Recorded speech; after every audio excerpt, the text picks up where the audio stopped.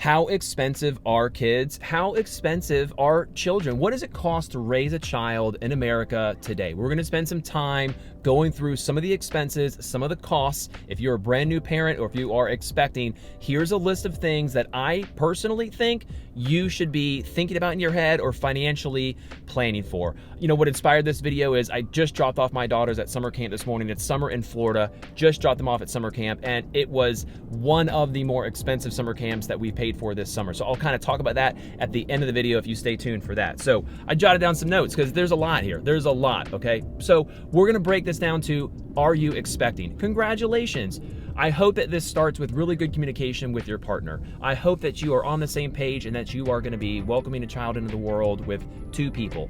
And at the end of the day, if you're a single parent, if you're a single mom, single dad, my heart goes out to you, and I hope that you have some sort of a support system around you that can help you during some of your challenging moments. But hopefully there's some support there. But you need to have good communication. That's where it starts. But you've got a 6 month, 8 month, 9 month, depending on when you realize this is happening. You've got a window of time to where you could begin to prepare. That's where this begins. You want to ask yourself, what's my health insurance? How much do I need to spend for prenatal care? How much do I need to spend on the actual hospital, the actual birth itself? Where does that cost? What does that cost? Which hospital do I think I'm going to be delivering at? This also comes into play. Where will you be in 6, 8, 9 months? If you think your career might have a change, if you think your life might have a change, you need to think through that, because now you're going through childbirth, you're going through pregnancy. So you need to think through your life a little bit more in a 9 month, 10 month, 12 month time frame, not just what's going on next weekend. So questions you're going to have to ask yourself along this phase is, what will the hospital charge me? What will if I have a childbirth at home, what will that cost me? I believe there are water births as well. What will that cost me? There's going to be a financial cost. And when you do go through the hospital, what are all of the hospitals? Call the finance department. Ask them, what should I be expecting? Don't be afraid. You've got a 9-month window here. Call them up, ask them, what can you tell me? What can you educate me on? And ask them for resources, because they might be able to give you some financial resources as well. So look into that. Are you going to have a C-section, a cesarean delivery? Sometimes that happens unexpectedly because of a complication. When that happens, who pays for that? Again, you do not want to freak out in the moment. You want to know what that cost is ahead of time, so that when this unexpected complication happens, you're a little bit more calm about it. You're a little, at least, well, hold on. Let me take a step back. Who am I to even say this, right? I'm a guy. I've never birthed a child, but I guess what I'm saying is, financially speaking, you do not want to have to worry about what that complication is going to cost. You want to deal with that complication in the moment. Please forgive me. Okay. Anyway, moving on. So the child has been born. This is the next cost, y'all. This is the next cost. If I'm speaking not to the single moms and dads out there, but to the dual income families, I'm speaking to you. This is the next big cost. Do we raise a child with one parent at home, or do we both stay employed? Because if you're going to go from a dual income family to a single income family, that has to be at least argued that is a cost of raising a child. And if you do decide to go down that route, that is a very cultural lifestyle decision. That is a personal decision, but it also is a financial decision. And I think you need to take some personal responsibility and recognize that you are voluntarily saying, I value my child more than I value my career or earning a living. And so I feel like you just have to take some personal responsibility if that's the route you intentionally decide to go. And that's a cost. However, if you decide to go the dual income route, which is the route my wife and I are on, we are both working, you're gonna have some daycare expenses, right? And then that's where where keeping up with the Joneses kind of comes into play a little bit here, because you've taken some time off work, your leave of absence, and then you're going back to work, and then that's typically when daycare costs. And this is a weekly charge out of your checking account. So it is very real, y'all. And that really kind of begins okay, well, where's the daycare? Is it a good daycare? Is it a bad daycare? Who's the person going to be caring for my child? There's a lot of emotion involved in that. So, but there's also a financial cost, and you need to account for that. You need to budget for that.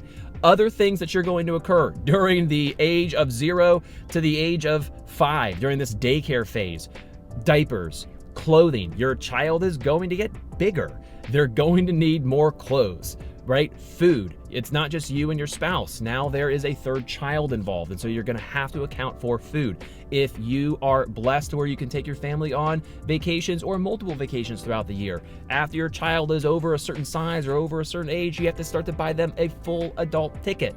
And when you do go to theme parks or go to these places, after they reach, I believe, like 3 in most places, you got to buy them a full adult ticket. So there are some real costs that I'm not really fully getting into, a part of the day-to-day or the quarter-by-quarter, annual-by-annual life that I'm not really including here. But at the end of the day, 0 to 5, you kind of get into a routine too. You get into a little bit of a routine where you do the same thing over and over again. Just like you have a workout routine, a gym buddy routine, you've got a running routine, you've got an exercise routine, a diet routine. You're gonna have a sleep routine with your children. You're gonna have an eat, sleep, play routine with your children. And that kind of will have a theme throughout many, many years moving forward. We're gonna transition now from age 5 to age, basically, I would say 6 through 18. And I'm intentionally skipping one over really, really big here. 6 through 18, I would say you've got more routine. Now you've got sports. Your kids are getting older, right? Now the public school versus private school debate might happen for some families.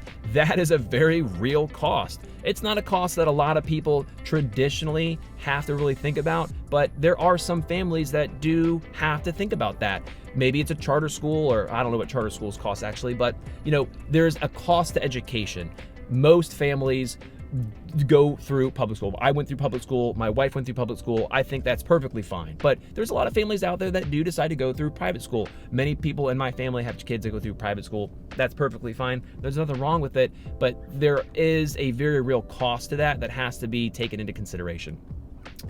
As your child gets older, there's also transportation. Are you going to assist them? Are you going to do 401 Dave Ramsey, 401 Dave? Are you going to do, matching whatever they can save, and you're going to help them buy a car? Who's going to pay for the car insurance? Who's going to pay for the gas, right? Probably, if you're like my parents, if you're like what my wife and I are going to do, that's the kid's responsibility. Kids got to pay the insurance. Kids got to pay for the gas. Maybe we might help them with the down payment, or maybe we might help them buy the car. We'll see.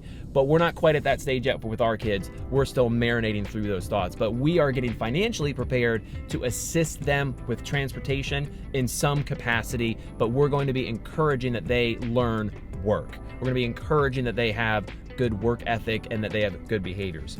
Okay, then I'm skipping over many, many ages here, but we're going from age 6, we're going from basically elementary school, middle school, and then high school. And that's where you start to talk about college. And that's where you start to talk about post-secondary education. And, one of the best things I skipped over that I would highly, strongly recommend that you incur as a cost early on is investing in your child's education. Whether it's an ESA, a 529, I've got some videos I could throw up on the screen here. No matter what, if you can financially start to set aside some money when your child is born, when your child is young, when you are transitioning from daycare to public school and your expenses are about to go way down, that is the best time to change your financial behaviors and start saving money for your child's college. So if you can start saving earlier, it's gonna not cost you as much money. But if you are in financial trouble already, and if you've got to clean up your own stuff before you can help out your kid, I get that. But for that decision, college is going to be maybe more expensive for you because you had to wait longer before you could take care of your kid, before you could financially take care of your kid, which not everybody can, and that's fine too. Your kid can work through college, y'all. You don't have to save money for college. You don't have to. They can go to trade school.